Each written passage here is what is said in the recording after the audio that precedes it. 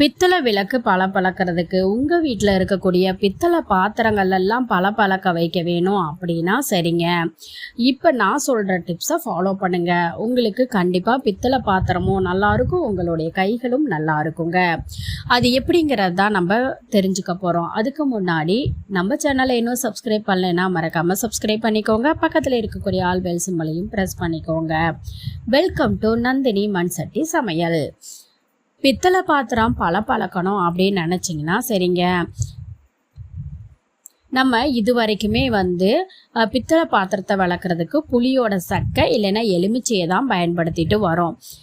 குறிப்பாக நம்ம கைகளில் இதனால கீறல்கள் உருவாகும், எரிச்சலை கூட ஏற்படுத்தும். அதனால பித்தளை பாத்திரம் விளக்குறதுக்கு புளி எலுமிச்சை பழத்தை தவிர்த்துட்டு அதுக்கு பதிலாக வேற ஒன்று நம்ம பயன்படுத்தலாம். என்ன அப்படின்னு பார்த்தீங்கன்னா, இதுக்கு தேவையானது மைதா மாவு 2 ஸ்பூனு, உப்பு 3 ஸ்பூனு, வினிகர் நம்ம அந்த கலக்கிறதுக்கு தேவையான அளவு, தேங்காய் எண்ணெய் 2 சொட்டு.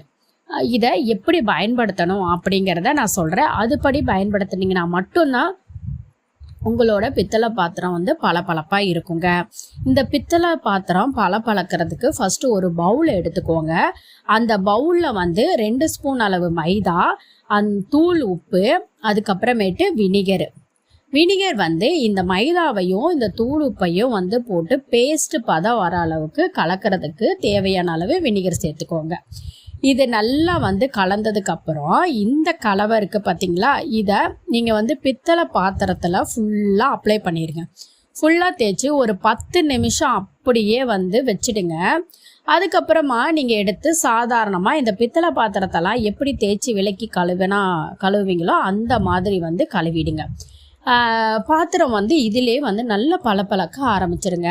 இந்த பாத்திரத்தை கழுவுனதுக்கப்புறம் அதில் இருக்கக்கூடிய தண்ணீர் இருக்கும் பார்த்தீங்களா, அதை நல்ல ஒரு காட்டன் துணி வச்சு நல்லா தொடச்சி எடுத்ததுக்கப்புறம் ஒரு காட்டன் துணியை எடுத்து, சில இடத்துல எல்லாம் பார்த்திங்கன்னா அந்த தண்ணி அங்கங்கே நிற்கும். அதனால தான் அந்த துணியினால் திரும்ப ஒரு வாட்டி ஃபுல்லாக துடைக்க சொல்கிறேன். துடைச்சதுக்கப்புறம் நீங்கள் ஒரு சின்ன காட்டன் துணி மாட்டை எடுத்து அதில் ஒரு 2 சொட்டு அளவு தேங்காய் எண்ணெயை விட்டு இந்த பித்தளை பாத்திரம் இருக்குது பார்த்தீங்களா, அது ஃபுல்லாக தடவுனீங்கன்னா போதுங்க. பார்க்குறவங்க எல்லாருமே புதுசாக அப்படின்னு கேட்பாங்க. அந்த அளவுக்கு இது நல்ல பளபளப்பாக இருக்கும். இது செம்பு பாத்திரம் இதுக்கும் நீங்கள் இதே மெத்தடு ஃபாலோ பண்ணலாம்.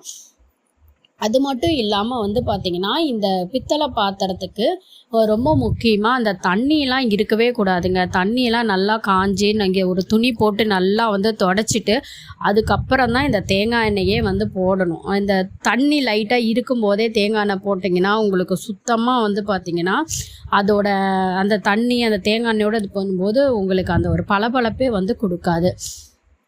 அதே மாதிரி இந்த முறையை நம்ம பித்தளை பாத்திரத்துக்கு பயன்படுத்துறதுனால ரொம்பவுமே பளபளப்பாக இருக்கும். இது எத்தனை நாள் பளபளப்பு அப்படியே இருக்கும் அப்படின்னு பார்த்தீங்கன்னா, ஒரு 15 நாட்கள் வரை இந்த பளபளப்பு அப்படியே இருக்குங்க.